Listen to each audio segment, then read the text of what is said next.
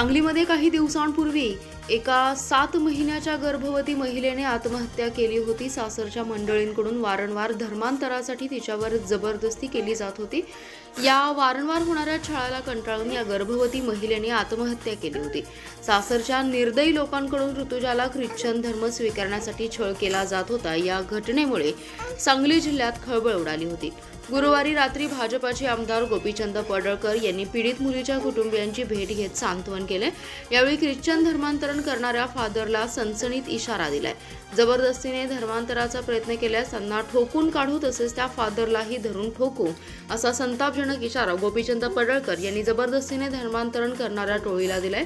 तसेच धर्मांतरण विरोधात कायदा करण्याची मागणीही त्यांनी केली आहे। महापालिकेत तत्कालीन आयुक्त शुभम गुप्ता यांच्या काळात अनेक तडजोडी झाल्यावरून भ्रष्टाचार फोफावला होता। या संदर्भात अनेक तक्रारी आल्या आहेत। उपायुक्त वैभव साबळे हे केवळ बाहुले आहेत, त्यांचा आका वेगळा आहे।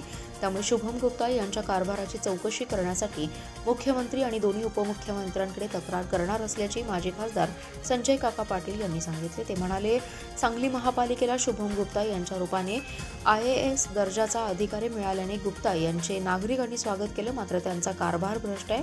IAS दर्जाचा अधिकारी अशा प्रकारे अर्थपूर्ण तडजोडी करू शकतो याची चौकशी झाली पाहिजे। शुभम गुप्ता यांनी केलेल्या भ्रष्ट कारभाराबद्दल बिल्डर्स, उद्योजक, ठेकेदार यांच्यासह सामान्य नागरिकही आता बोलू लागलेत। अर्थपूर्ण तडजोडी झाल्याशिवाय गुप्ता फाईलवर सही करत नव्हते। आर्थिक तडजोडीसाठी त्यांनी काही माणसे नेमली होती। जिल्हा बँकेच्या संचालक मंडळात खासदार, आमदार यांच्यासह दिग्गज नेते असताना या बँकेच्या इमारतीला बांधकाम परवाना देण्यासाठी महापालिकेला अधिकारी लाच मागतोच कसा आणि ही लाच दिली जातेच कशी, असा सवाल उपस्थित करत गुप्ता यांच्या कारभाराची सखोल चौकशी होणं आवश्यक असल्याचं ते म्हणाले। खासदार विशाल पाटील यांनी त्यांची पाठराखण केले, मग खासदारांना त्यांच्या कारभाराची माहिती नव्हती का? त्यांना अज्ञानातून पाठराखण केली, असा सवाल माजी खासदार संजय काका पाटील यांनी केलाय। तासगाव तालुक्यातील मांजर्डे येथील पेड व डोंगर परिसरात रात्री 7च्या सुमारास मोठ्या प्रमाणात ढगफुटी सदृश पाऊस झाला। यात मोठ्या प्रमाणात घरे, जनावरांचा गोठा, दुकानात पाणी शिरल्याने नुकसान झाले, तर 5 जनावरे दगावली, तर अनेक शेतातील माती वाहून गेली आहे। स्मशानभूमीमध्येही 5 ते 6 फूट पाणी होतं। पेडच्या बाजारात पाणी शिरलं होतं। तासगाव तालुक्यातील 7हून अधिक पूल पाण्याखाली गेलेत। एरळा, अग्रणी नदीसह अनेक ओढ्या नाल्यांना पूर आलाय। काही ठिकाणी रात्रभर कमी जास्त प्रमाणात पाणी होतं। नदीवरील पुलांवरून पाणी वाहू लागल्याने जुना तासगाव रोड बंद झाला असून तुळशी गावाचा या पुलावरून ये-जा करण्याचा मार्ग बंद झालाय। ढवळीच्या पर्यायी रस्त्याने या गावातील लोकांची व वाहनांची ये-जा सुरू होती। राजापूर शिरगाव पूल, पेड तासगाव, बोरगाव पानमळेवाडी, वायफळे बिरणवाडी, कौलगे ते डोरली, लोढे ते घुटुगळे वस्ती पूल पाण्याखाली गेले असून वाहतूक विस्कळीत झाली। रात्री डोंगर परिसरात मोठी ढगफुटी झाली, त्यामुळे काही कळण्याच्या आतच गावाला पाण्याने वेढा दिलाय। गावातील सर्व मार्गावर पाणी साचले, गावात पाणी शिरलं। 4 म्हैशी व 3 गायी वाहून गेल्याची माहिती समोर आली आहे। गावातील दुकानात पाणी शिरल्याने माल खराब झाला। इलेक्ट्रिकल साहित्य पाणी गेल्याने बंद पडले, तर काही घरात पाणी शिरले। सिमेंटच्या दुकानात पाणी शिरल्याने पोती भिजून सिमेंट खराब झाले। गावातील सर्व पूल पाण्याखाली गेले, तर काही ठिकाणी ऊसाच्या कोंबात पाणी आणि गाळ गेल्याने ऊसही खराब होणार आहे, तर ओढ्यावरील मोटारीत पाणी गेल्याने मोटार खराब झाले आहे, तर मांजर्डे येथे मोठ्या प्रमाणावर पाणी आल्याने पाणी मार्केटमध्ये शिरले। मोठ्या प्रमाणात येथील हातनूर, विटा, शेरी वस्तीकडे जाण्याचा मार्ग बंद झालाय। गावात पाणी शिरल्याने दुकानात पाणी शिरून मांजर्डे येथेही मोठ्या प्रमाणावर नुकसान झालंय। महापालिकेचे आयुक्त सत्यम गांधी यांनी आज अचानकपणे महापालिकेच्या कार्यालयांना भेटी देत कर्मचारी व त्यांच्याकडून सुरू असलेल्या कामाची पाहणी केली। अनेक कर्मचारी गैरहजर होते, त्यांच्याकडून तातडीने खुलासा मागवण्याचे आदेश आयुक्तांनी दिले, त्यामुळे कर्मचाऱ्यांनी भरभेरी उडाली। शाळा क्रमांक 1 येथील स्वर्गीय मदनभाऊ पाटील संकुलामधील कार्यालयांना आयुक्त गांधी यांनी भेट दिली। या ठिकाणी प्रत्येक कार्यालयात जाऊन कर्मचारी आहेत का, त्यांनी आतापर्यंत काय काम केले हे जाणून घेतलं। अनेक कार्यालयातील कर्मचारी अनुपस्थित दिसले, त्यांचीही माहिती आणि अहवाल सादर करण्याचे आदेश त्यांनी दिलेत। कर्मचाऱ्यांना कार्यालयीन शिस्त लागावी, कामकाजात गतिमानता यावी आणि कर्तव्यात कोणी कसूर करू नये या उद्देशाने आयुक्त गांधी यांनी अचानक भेटी देऊन विविध कार्यालयांचा आढावा घेतलाय। महापालिका कार्यालयातील अधिकारी, कर्मचारी यांनी आपल्या कार्यालयीन वेळेत आपल्या कर्तव्यावर राहावं कामानिमित्त बाहेर जाणार असाल तर त्याबाबतचे हालचाल रजिस्टरमध्ये नोंद करून बाहेर जाणं आवश्यक आहे। याचबरोबर कर्मचाऱ्यांनी कामावर असताना ओळखपत्र घालणं बंधनकारक आहे। तसेच कार्यालयात येणाऱ्या नागरिकांची सौजन्याने वागणं आणि बोलणं तसेच त्यांच्या कामांना प्राधान्य देणं या बाबी अधिकारी कर्मचारी यांनी प्राधान्याने पाळाव्यात अशा सूचना आयुक्त सत्यम गांधी यांनी यावेळी दिल्या। जिल्ह्यात सकाळपासून जोरदार पाऊस झाला असून 24 तासात 33 मिलीमीटर पावसाची नोंद झाली आहे। वाळवा, जत, मिरज, पलूस, आटपाडी तालुक्यात 10 मंडलात अतिवृष्टी झाली आहे। ओढे नाले तुडुंब भरत वाहत असून शेतातही पाणी साचून राहिले। दरम्यान शुक्रवारी दुपारनंतर पावसाने उसंत घेतली। गुरुवारी जिल्ह्यात मुसळधार पाऊस झाला। वाळवा तालुक्यातील पेठ, आष्टा, इस्लामपूर आणि कामेरी या ठिकाणी ढगफुटी सदृश पाऊस झालाय। यामुळे ओढे नाले तुडुंब भरून वाहत होते। रस्त्यावर सर्वत्र पाणी साचून राहिलं होतं। दुष्काळी आटपाडी मंडळात 67 मिलीमीटर तर जत तालुक्यातील उमदी मंडळात 24 तासात 74.8 मिलीमीटर पाऊस झालाय। यामुळे सर्वत्र पाणी झालं होतं। पलूस तालुक्यातील पलूस कुंडल मंडळातही मुसळधार पाऊस झाल्यामुळे द्राक्ष बागांमध्ये गुडघाभर पाणी साचून राहिलं होतं। या भागात भाजीपालाही मोठ्या प्रमाणात असून त्याचंही मोठं नुकसान झालंय। शिराळा तालुक्यात मांगले आणि मिरज तालुक्यातील बेडग मंडळातही जोरदार पाऊस झालाय। शुक्रवारी सकाळी 10 वाजल्यापासून सांगली मिरज शहरात पावसाने उघडीप दिली होती। जिल्ह्याच्या काही भागांमध्ये किरकोळ पावसाने हजेरी लावली। सर्वोच्च न्यायालयाच्या आदेशानंतर स्थानिक स्वराज्य संस्थांच्या निवडणुका लवकरच होत आहेत। जिल्हा परिषद आणि पंचायत समितींच्या निवडणुकांचं बिगुल वाजले असून प्रभाग रचना करण्याचे आदेश शासनाने दिलेत। या आदेशानुसार जिल्हा परिषदेच्या 68 असलेली गटांची संख्या आता 61 झाली आहे। खानापूर जिल्हा परिषदेचा नवीन गट आणि बलवडी आणि करंजे या 2 गटांची नव्याने स्थापना करण्यात आली आहे। 14 जुलैपर्यंत प्रारूप प्रभाग रचना प्रसिद्ध होणार आहे। त्यामुळे मिनी मंत्रालयाच्या वर्चस्वासाठी राजकीय वातावरण तापणार असून दुसऱ्या फळीतील कार्यकर्त्यांमध्ये उत्साहाचं वातावरण असल्याचं दिसून येतंय।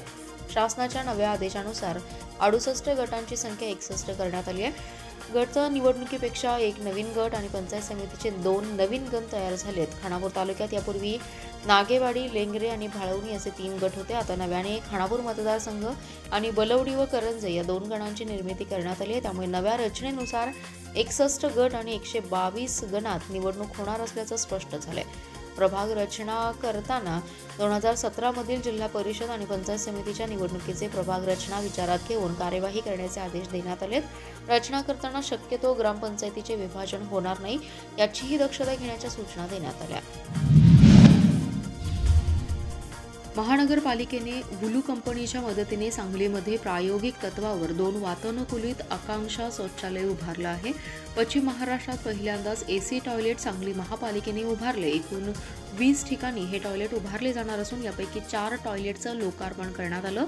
हुलू कंपनीकडून विश्रामबाग बस स्टॉप आणि नेमिनाथनगर ग्राउंड या ठिकाणी हे 2 पावडर रूम उभारण्यात आलेत। या पावडरमध्ये महिला व पुरुषांसाठी 4 शौचालय युनिट उभारण्यात आलेत। याच पावडर रूममध्ये एक छोटासा रिटेल स्टोअर असून यामध्ये महिलांना व पुरुषांना आवश्यक असणारं साहित्य, खाण्याचे पदार्थ सुद्धा उपलब्ध आहेत। यातील टॉयलेट हे पूर्ण एसी असून यामध्ये फक्त 10 रुपये प्रतिवापर मोजावा लागणार आहेत। याचा मासिक पास 99 रुपये नागरिकांना मिळणार असून वार्षिक पास 365 रुपयांना दिला जाणार आहे। हा पास हुलू कंपनीच्या देशातील कोणत्या स्टोअरमध्ये आपण वापरू शकतो। अत्याधुनिक पद्धतीने उभारण्यात आलेल्या या पावडर रूमचं लोकार्पण आमदार सुधीर गाडगीळ यांच्या हस्ते आणि महापालिका आयुक्त सत्यम गांधी यांच्या उपस्थितीत करण्यात आले। यावेळी अतिरिक्त आयुक्त रविकांत अडसूळ, उपायुक्त स्मृती पाटील, दिग्विजय सूर्यवंशी, गीतांजली ढोपे पाटील, संतोष पाटील, लक्ष्मण नवलाई, डॉक्टर रवींद्र ताटे, अतुल आठवले, याकूब मद्रासी, श्रीकांत मद्रासी, अजित गुजराती, सुनील पाटील, ज्योती सरवदे, तेजस शहा, धनंजय हर्षद, मनीष केळशीकर, सरस्वती सिंग आदी जण उपस्थित होते। जत तालुक्यातील अंकले येथील वृद्ध महिलेला रस्त्यात अडवून दागिने लुटणाऱ्या दोघांच्या मुसक्या आवळण्यात पोलिसांना यश आले। या दोघांकडून चोरीतील 40,000चे दागिने आणि दुचाकी असा एकूण 90,000चा मुद्देमाल जप्त केलाय। बिरदेव बापू ऐवळे आणि मल्हारी आनंदा घोळके अशी अटक केलेल्यांची नावे आहेत। स्थानिक गुन्हे अन्वेषणच्या पथकाने सांगलीत सदरची कारवाई केली आहे। रखमाबाई दुधाळ या त्यांच्या पतीसोबत मोटरसायकलीवरून बास ते अंकले जाणाऱ्या मार्गावरून शनिवारी सायंकाळी 7:30 वाजण्याच्या सुमारास निघाल्या होत्या। यावेळी अज्ञातांनी त्यांची मोटरसायकल अडवून त्यांच्या गळ्यातील दागिने चोरून नेले होते। याबाबत रखमाबाई यांनी जत पोलीस ठाण्यात फिर्याद दिली होती। स्थानिक गुन्हे अन्वेषणचं एक पथक संशयित चोरट्यांचा शोध घेत होते। यावेळी पथकातील कर्मचाऱ्यांना माहिती मिळाली की संशयित मल्हारी घोडके आणि बिरदेव ऐवळे हे सांगलीतील सुतगिरणी टेक ते मिरजकडे जाणाऱ्या मार्गावर चोरीतील सोने विकण्यासाठी येणार आहेत। मिळालेल्या माहितीप्रमाणे पथकातील कर्मचाऱ्यांनी सापळा रचून दोघांना ताब्यात घेतलं। यावेळी तपासणी केली असता ऐवळे यांच्याकडे सोन्याचे दागिने मिळाले।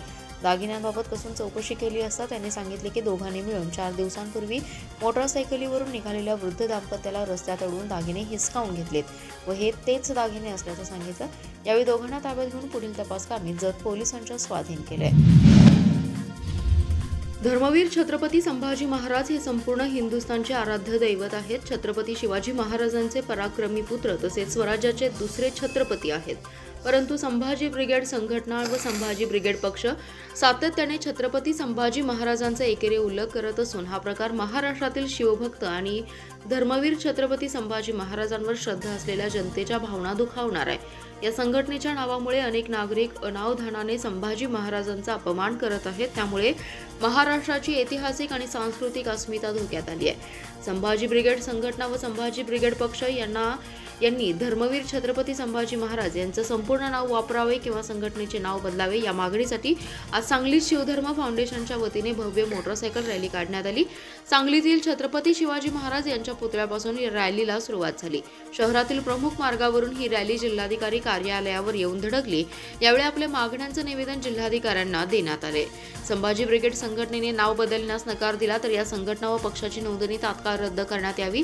कायदा व सुव्यवस्थेचा प्रश्न निर्माण होऊ नये यासाठी शासनाने या संघटनेवर कठोर कारवाई करावी अशी मागणी यावेळी करण्यात आली। या रॅलीमध्ये संस्थापक अध्यक्ष दीपक काटे, माजी आमदार नितीन शिंदे, भाजपाचे नेते पृथ्वीराज पवार यांच्यासह हिंदुत्ववादी संघटनांचे पदाधिकारी आणि कार्यकर्ते सहभागी झाले होते। वन विभागाने बांधलेला बंधारा फुटल्याने कुसाईवाडी येथील शेतजमिनीचे मोठ्या प्रमाणात नुकसान होऊन व रस्ता वाहून गेल्याने दोन्ही वाडीतील संपर्क तुटलाय। वन विभाग यांनी बांधलेल्या बंधाऱ्याची चौकशी होऊन दोषींवर उचित कारवाई करण्याची मागणी वरिष्ठ विभागाकडे करणार असल्याचे प्रतिपादन जिल्हा परिषदेचे माजी सदस्य रणधीर नाईक यांनी केले। कुसाईवाडी येथील ग्रामपंचायत हद्दीतील हुंबुरवाडी या विभागातील वन विभागाने बांधलेला बंधारा फुटून शेतीचं मोठ्या प्रमाणात नुकसान झाले असून दोन्ही वाड्यांना जोडणारा प्रमुख रस्ता वाहून गेल्यामुळे झालेल्या नुकसानीची पाहणी करताना नाईक बोलत होते। नाईक पुढे म्हणाले, कुसाईवाडी अंतर्गत हुंबरवाडीकडे जाणारा रस्ता अचानक वाहून गेलाय। मध्यंतरी काही दिवसांपूर्वी मोठा पाऊस आल्यानंतर इथल्या रस्त्याचा भरावा हा वाहून गेला होता। त्यानंतर तात्पुरत्या स्वरूपात दुरुस्ती करण्यात आली होती, परंतु अचानक पडलेल्या पावसामुळे वन विभागाचा असणारा मातीचा कच्चा बंधारा फुटून पाण्याच्या मोठ्या प्रवाहामुळे रस्ता मोठ्या प्रमाणावर खचलाय। बंधारा फुटल्यामुळे बंधाऱ्याखालची असणाऱ्या शेतीचं आणि पिकांचं मोठ्या प्रमाणावर नुकसान झालंय। दोन्ही गावाला जोडणारा रस्ताही वाहून गेल्यामुळे नागरिकांना ये-जा करण्यासाठी कुठलाही मार्ग नाही। तातडीने या रस्त्याच्या दुरुस्तीसाठीचे नियोजन शासकीय स्तरावरून करा। वन विभागाने हे निकृष्ट दर्जाचे बंधाऱ्याचे झालेल्या कामाची चौकशी करून जे कोणी दोषी असतील त्यांच्यावर कारवाई होणं गरजेचं आहे अशी मागणी त्यावेळी केलेली आहे।